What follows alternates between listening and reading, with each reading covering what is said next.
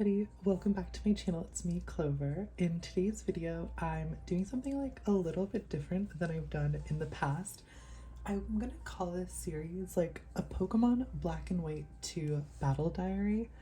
I've been playing Pokemon Black and White 2 now for a very short amount of time.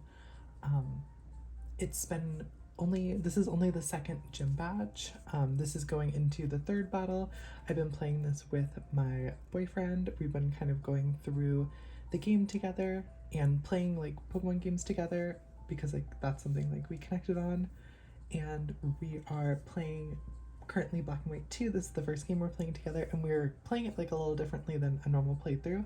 So every single time you go into a battle, the gym battle is kind of like a formality, but the real battle is like a 6v6 kind of all things go except for level caps. So every single level or every single gym leader, that's the level cap for the battle. So we're currently at Berg's gym, which is level 24, and that means that our Pokemon level cap is also at level 24. So that's something that's really fun and really exciting.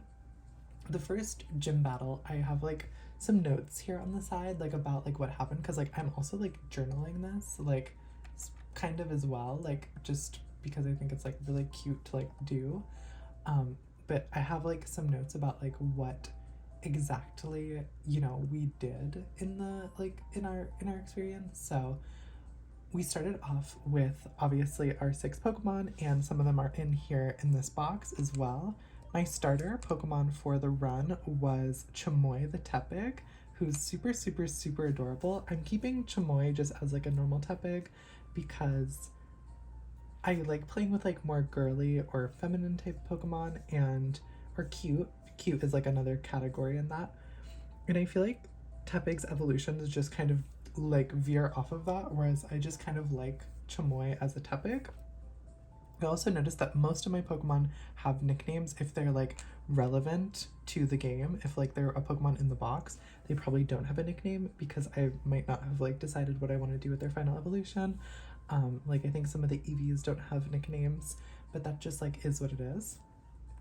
So Chamoy the Tepig was our starter, but that is not the team that we're going for this battle. So I'm going to show you the team that we are going with in Black and White 2, kind of how I obtained them all, and kind of showcasing like there's actually like so many Pokemon that are able to be obtained before you've beaten even the 3rd gym leader, which I think is a really fun element to the game that I didn't realize was like there until I started playing it. Because if you can see, like my whole first box is pretty much full, and I haven't caught all the Pokemon. I mean, there's a lot of different Pokemon that like just I felt like weren't cute or girly enough, like that just didn't really fit into like what I was looking for out of like a team. But these are the 6 that I've decided to go with for this battle, and I'll share why I've decided to go with them. So I've first chosen Juvia the Azumarill. I've had Juvia since level 2. She's just a really, really, really cute Pokemon, and she's also very good. She's got the huge power ability. She's got Aqua Tail, Return, Bubble Beam, and Charm. I feel like Charm might be able to be replaced with like Rock Smash or something before the battle, but I can always make that decision. She has a modest nature, which is not a great nature, honestly, for her, but it does, it just is like, it's a playthrough team. Something to note is none of these Pokemon are like EV trained. Some of them have been like chosen for like their specific abilities, or I have kind of gone ahead and like taken a look at some of their natures. This is also my little Hello Kitty keychain for my 3DS. But that was Juvia. She's our water type.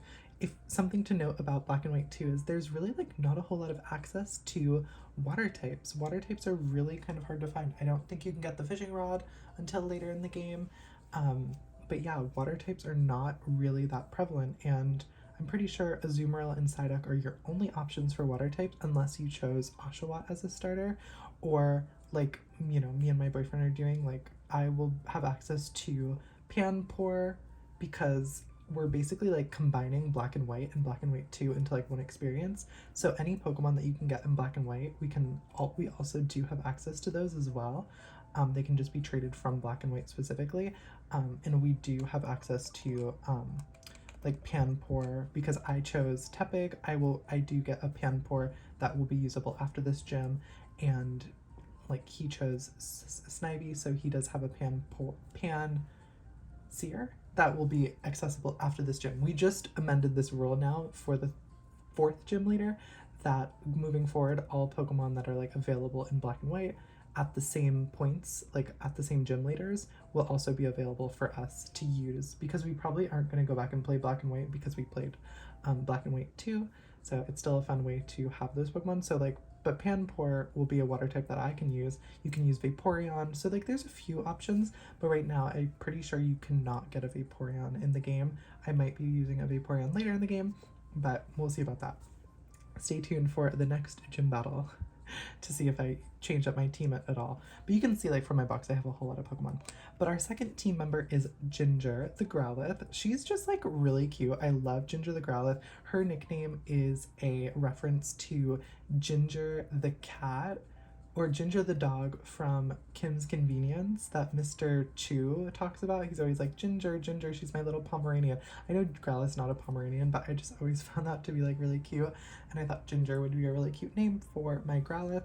And she is adamant nature, so she has like an up attack nature, which is, I think, good because she like learns Fire Fang, return, reversal. I have Roar on her. You'll see about it later.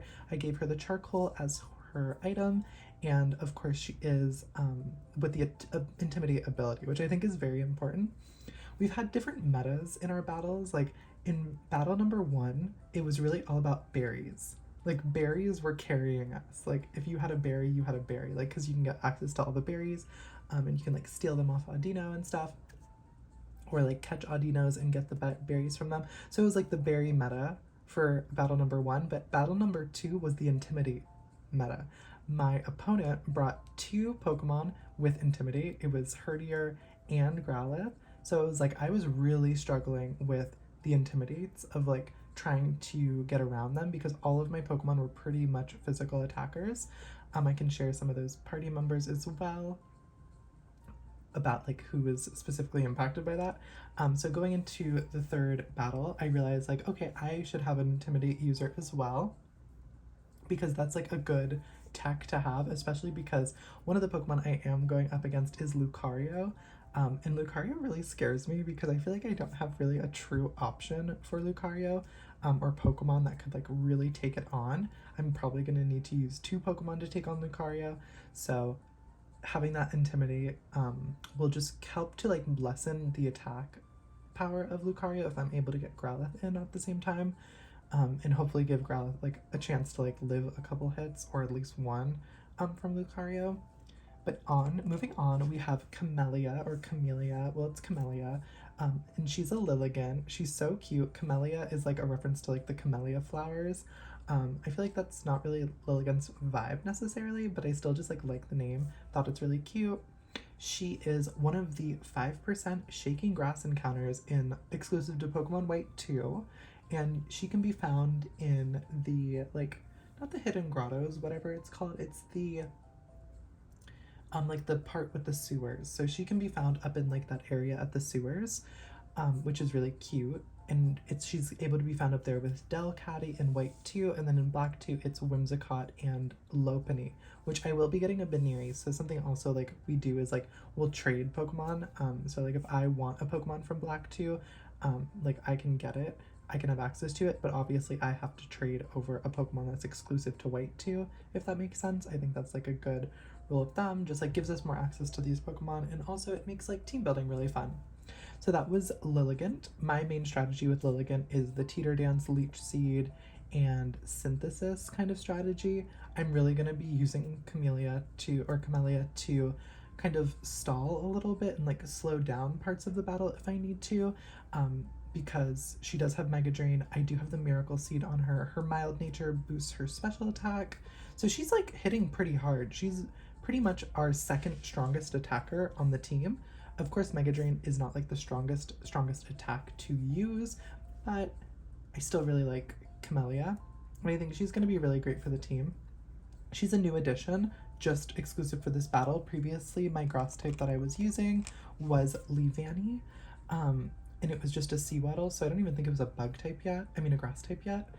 But Leavanny was my bug type, and I guess kind of my grass type. But Mantis, the Leavanny, is not going to be included in this battle, but I do have like some other Pokemon trained up as like alternates and ones that I was like fitting into this team. The next Pokemon is Lumina, the Espeon. So yes, before the third gym leader, you do have access to Espeon and Umbreon. It just requires some things. So I didn't think you could get Espeon this early because you catch it at like level 19 or 18, depending on like which part of the grass you catch Eevee in. But you're able to, because I didn't realize, but step encounters, like friendship can be built by taking steps. So if you just get on the bike and just like bike around for hours and hours, well, not hours, it took me like 25 minutes of biking to build up enough friendship to instantly evolve Lumina into an Espeon. And she evolved in like one level. So I was able to get her to level 21, which is an important level because that's where she learned Psybeam. And she has some really great special attack and speed, and especially with the Twisted Spoon boosting her psychic attacks. Lumina is probably my strongest attacker on my team on like the special side, just because, you know, I mean, we're going into the third gem. It's like, you know, these Pokemon don't have great stats to handle big special attacks like Lumina is able to give. And then of course I have her sister here, Nocturna. She's really cute. Something to note as well is how I was able to get both of these to be female EVs, or like a female Espeon, a female Umbreon, is because I was able to use Romeo here. Romeo is a skitty with the ability Cute Charm, and if you didn't know, Cute Charm abilities works outside of battle to attract Pokemon of the opposite gender. So, you know, if you had like a female skitty with Cute Charm, you'd be attracting a lot of male Pokemon, but if you have a male skitty with Cute Charm, you attract more female Pokemon. So I used Romeo to get and find female EVs because if you understand the encounter rates, Eevee's encounter rate is 87% male, and it's a 5% chance to get. So you're only 5%, so you know, out of 100 encounters, only 5 of them are guaranteed, or not guaranteed, but the probability is 5 of them would be EVs, and then out of those, it's 12% of those EVs would be a female. So having Romeo be at the front really made it a lot easier to kind of go through those EVs, especially like the female EVs, because you still have to catch the Eevee, check the nature, you know, catch, you know, throw the Pokeballs, and like Eevee has a high catch rate. It just was a whole ordeal, but I was able to get 2 EVs with okay natures that I feel like will work for what I need them to do. Nocturna is not a part of the battle team, but her sister Lumina is. I just think that she's perfect for this battle and like this time in the story. Of course, she doesn't really have any moves. She just has Psybeam, Bite, Quick Attack, and Sand Attack. But I still think just having Espeon with a really strong Psybeam is like really great and kind of hard to counter. I mean, of course, Lucario kind of counters it, and there's a few other steel types that probably counter her as well, but you know, I just need somebody who's strong on attack because I'm kind of gunning for a win here in this third battle because I faced a very devastating loss in the second battle, but I won the first battle, and I'll talk about those after I go through the team as well.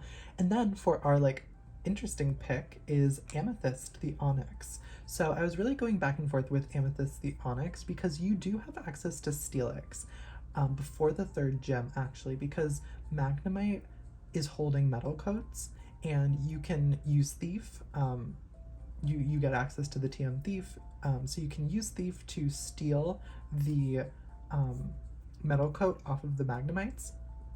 So this technically could be a Steelix, but I feel like I have a lot of fire weakness here if I have a Steelix, which like I have Lilligant being weak to fire, then Steelix would be weak to fire, and Lucario is weak to fire, and I just feel like adding another fire weakness is not the best when the truth of the matter is like the Eviolite on Onyx really boosts its physical attack to a place where like he can pretty much live like any physical attack, even ones that are super effective, 4 times effective even, he's able to live them.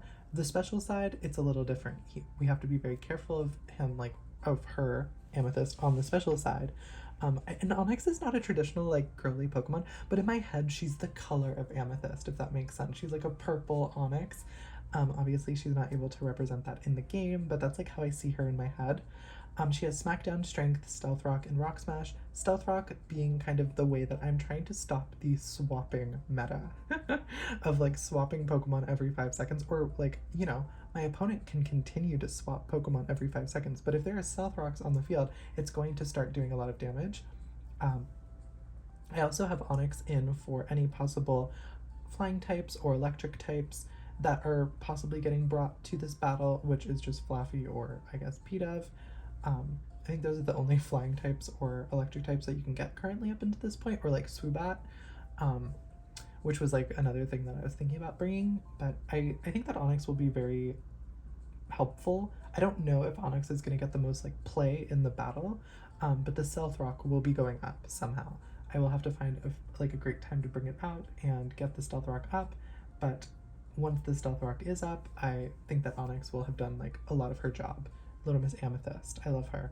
And she does not have a great ability either, but it's fine. I don't really see Amethyst like really having any utility maybe outside of this battle. I mean, maybe if she joins us as like a Steelix, but I don't know. Steelix is not my favorite Pokemon.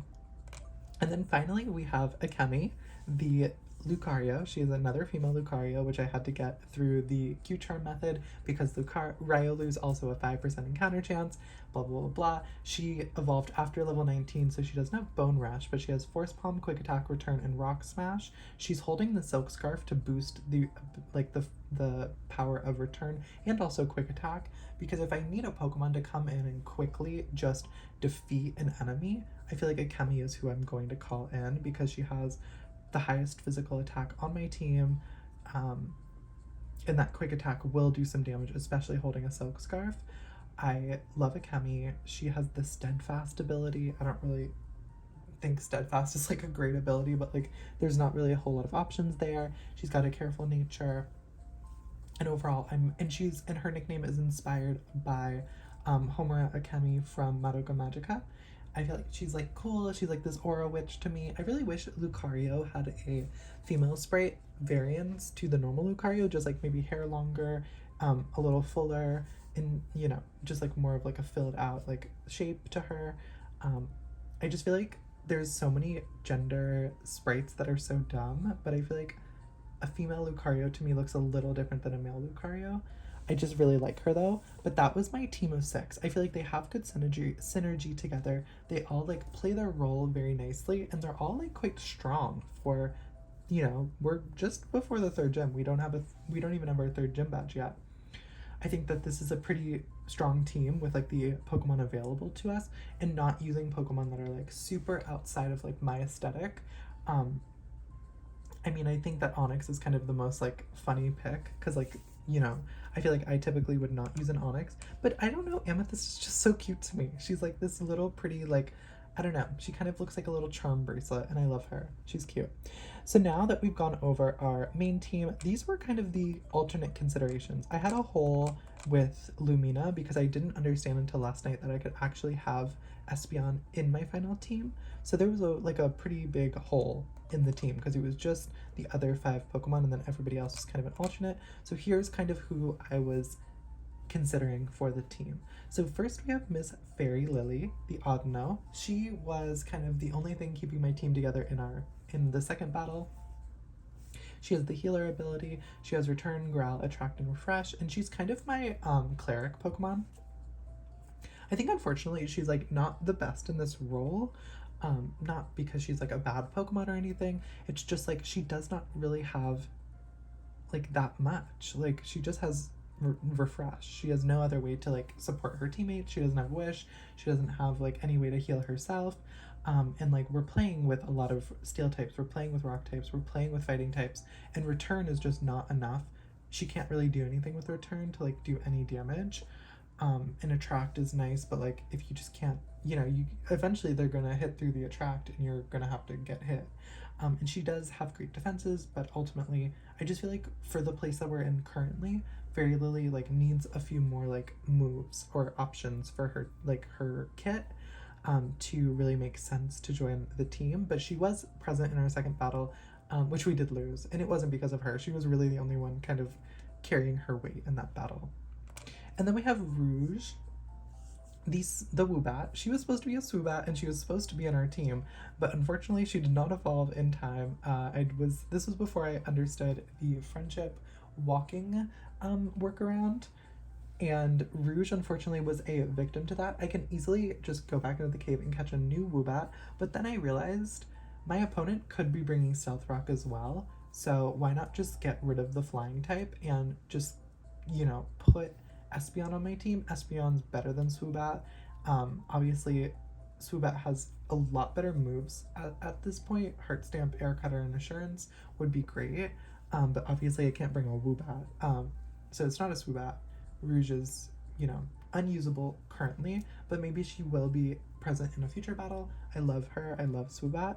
And then we have Luna Noir, who was formerly known as Ube Star. She was present in both of our first and second battles, and this was actually supposed to be her re-debut.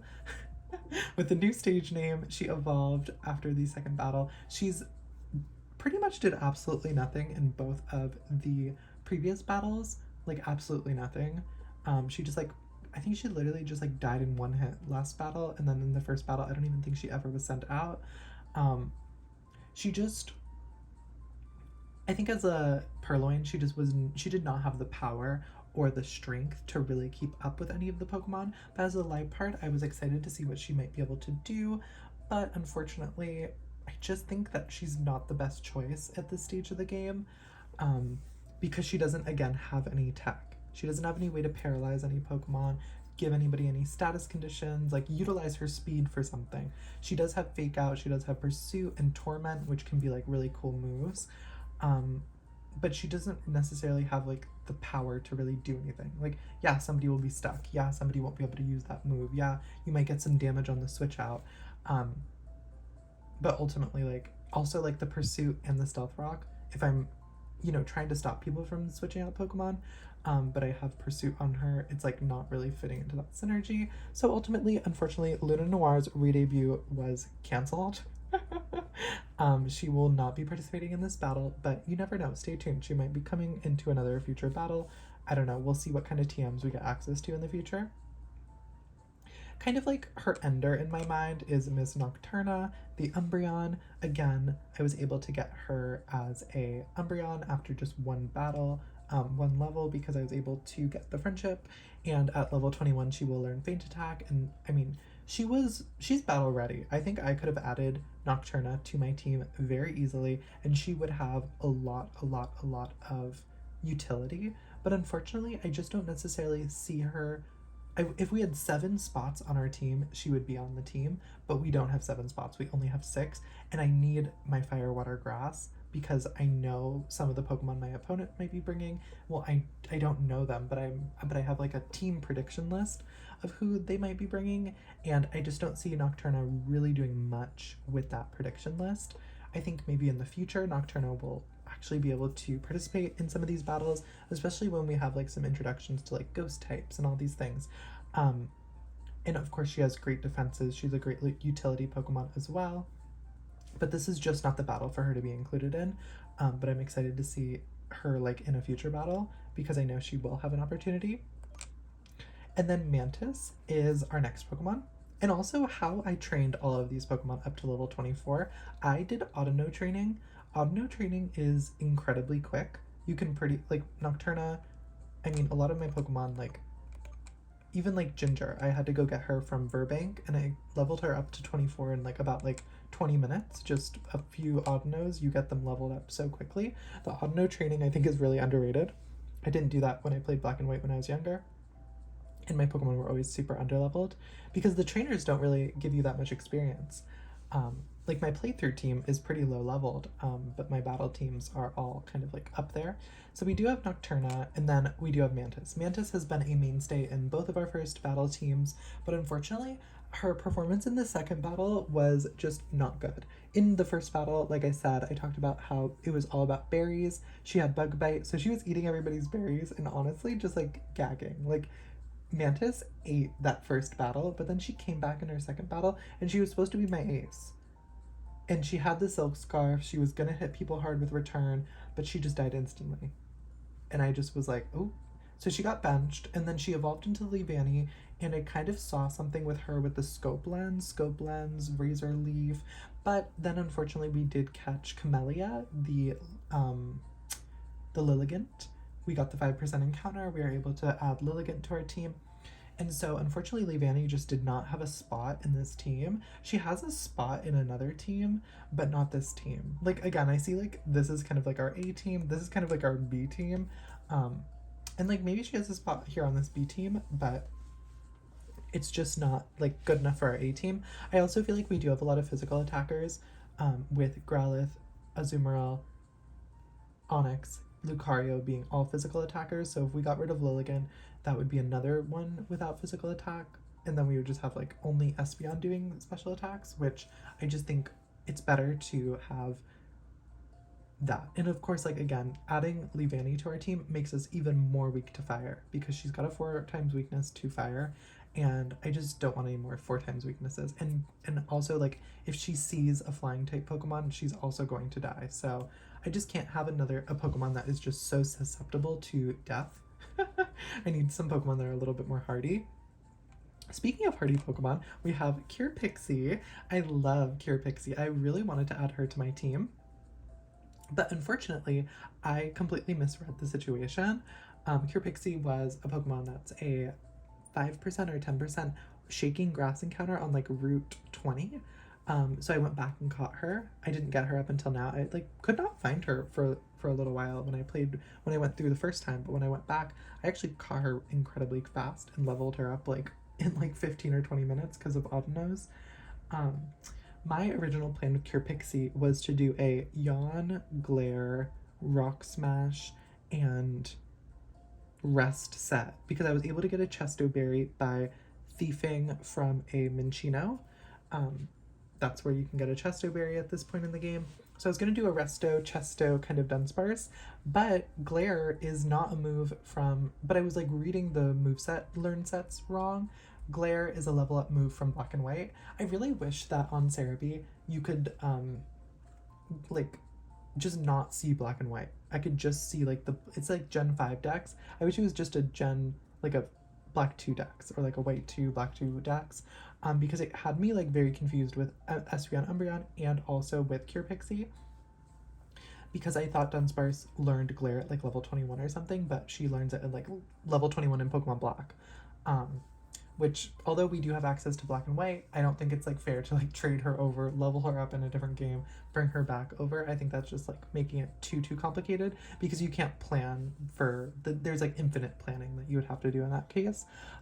So right now she just sits with Ancient Power, Yawn, Rock Smash, and Rollout, and she does not have her kind of strategy going. I still really like her. I still really love Pixie. Maybe there's a battle that she can participate in, but this is not the battle that she's going to participate in, unfortunately. But she is really great. She's got really high HP and okay defenses, and of course that Serene Grace ability means like her Rock Smash is always going to lower your defense. So you know she can do some damage with that. And of course Ancient Power has the chance to raise all of her stats, and of course I could give her Return. I think there's actually a different set with Pixie, like a Yawn, Return, Ancient Power, Rock Smash set that I think could be really good. But again, it's more B team level because we do have Lucario running rampant, and Lucario would just rip through Miss Pixie. But I still love her. And then for some of our other Pokemon, we have Fluffy Puff, the Fluffy, who has been on 2 of my teams. She was on my first 2 Gym Leader teams. She is sitting out this Gym Leader because she does not have the same power level. I think she's on a different power level plane than all of my Pokemon, and the electric type is just not the most useful for this next battle. So she is sitting out. I do love her though. I love her Thunder Wave. I think that's a really great tech. But unfortunately, I just can't have like 2 tech Pokemon because I have Onyx. Like Onyx is basically my one like tech Pokemon with the Stealth Rock and stuff, and so I can't have Fluffy Puff and Onyx because I do need to do damage. So there's Fluffy Puff, and then we have Neko Kiss, who is our Delcatty. She kind of is like giving Kaya along with with Luna Noir, and like the fact that she has like fake out, attract, sing, and double slap. She's cute. Cute charm is really fun. Attract is fun. Sing is fun. Fake out is fun, but it's not competitive. Which like it's not about being competitive because of course I do have my playthrough team and the Pokemon that I can like battle against the gym leaders with. You can have so much fun with those. But these competitive battles, like, you know, my opponent's bringing good Pokemon. They're not bringing like, you know, they're bringing the best possible Pokemon you can bring. And I want to play with the girls, and I want, like, I have added girls to my team, of course. But sometimes you have to get a little bit of support from Pokemon that are maybe not like as girly, just because I don't want to like lose tragically. Um, then we have Flora the Petalil. She's different than Camellia, her sister, because she does have access to sleep powder, and I will be probably using her in a later gym once we do have access to the evolution stones, because currently I just don't want to bring a Petalil. I need the strength. I need some bulk. Like it's not gonna happen. And then we do have some EVs here. These are just like EVs because again, EVs kind of hard to find. I just try to catch as many EVs as I can. But here's one female EV. Here's another male EV. I have like Coria, the Venipede. She hasn't been used yet. She's just kind of sitting in the bench. I had T-Call, the Drillbur. She was actually an option for my team. I should probably like move her down just to note that. She was an option for the team with Dig, Metal Claw, Mudslap, and Hone Claws. Her nickname is a reference to the Echidna from Sonic. There's just like a female Echidna named Tikal. She's really cute. I really like her. I just feel like her stats aren't good enough, and I just don't know if like her moves will even be doing that much damage, so I'm leaving her off the team for right now. She might be helpful against Lucario, but again, Dig is like a very predictable move. I guess I have Stealth Rock to like force people to stay in, but I don't know. I don't think people would just like do that. So T-Call is not making the cut. We do have this random Lillipup that I don't know what that Lillipup is. These are Pokemon that I probably needed to use for trading, just to have like some fillers. But here's Lulu, the Lillipup. Lulu was a part of my original team, like my first battle team. Lulu's really cute, but unfortunately she's just kind of like fallen off in usability. There's just a random Purloin, another random little adaptability Eevee. This is Marigold, the Sunflora. She's cute, but she's not on the team. This is Zephyr, the Riolu. This was my male Riolu that I caught for like the Pokédex, but again, I'm probably gonna just get rid of it if I need trade fodder to like bring over those Pokemon. And then we have Misty, the Psyduck. These are all of our box Pokemon. Some of these, like these 3, are probably never gonna see the light of day. I mean, obviously not Zephyr. And then of course, you know Romeo. This is Miss Grimace. Miss Grimace was another option for this battle, but the Eviolite has to be on Miss Grimace for her to really be useful, and the Eviolite is on Onyx. So it's like, I'd rather have the Eviolite on Onyx than on Miss Grimace. Even though Miss Grimace, I think, could be a really good option here. She's really cute. She has some really good moves. Sledge, Mud Bomb, Thief, and Disable. Some great moves. Her item can't be taken or knocked off of her because she has Sticky Hold. But I'm just adding her to the playthrough team currently. She was an option though. Then we do have Chamoy, of course, my starter. He wasn't a option for this gym leader. He just kind of, I just think Growlithe like is better than Tepig, so we're keeping Growlithe, and Tepig is just going to be battling Berg for us because if my Pokemon go over level 24, they're no longer eligible to take on the battle after the gym leader. And then we have Eris, the Pidove. Again, this is just for my gym leader, the gym leader fight. Eris will just be there to support because, you know, although Berg's Pokemon are like up in the 20s, they're all like 4 times weak to flying types. So I don't think Eris will have any trouble quickly taking care of those bugs. But that was all the Pokemon that I have currently. And my first 6 team going into the 3rd battle, I just wanted to share it with you. This is kind of cute because the way that I usually play Pokemon is very similar to this. Like, I have these little diary sessions where I write down like which Pokemon I use for each gym, like how each of them did in the gym, and it's really fun. But this is the first time that I've had to like build a Pokemon. Usually I just like catch Pokemon that are cute, use them in the gyms, and figure out like which ones I want to use for which gym. But I feel like this method of play, like, I had to be very strategic because my opponent is also being very strategic of like abilities and move sets and things. Because I'm not taking on computer players, I'm taking on somebody who has a mind and is able to kind of, you know, actually be competitive with their Pokemon. I wanted Lumina to be the one that is shown. But yeah, I'm just excited to share this with you and share the diary. This is my third diary entry, but obviously you didn't see the first and second because I didn't do those. But I will be back for maybe a fourth or a fifth. Let me know down below in the comments if you enjoyed this like format or style of video. And until next time, bye everybody.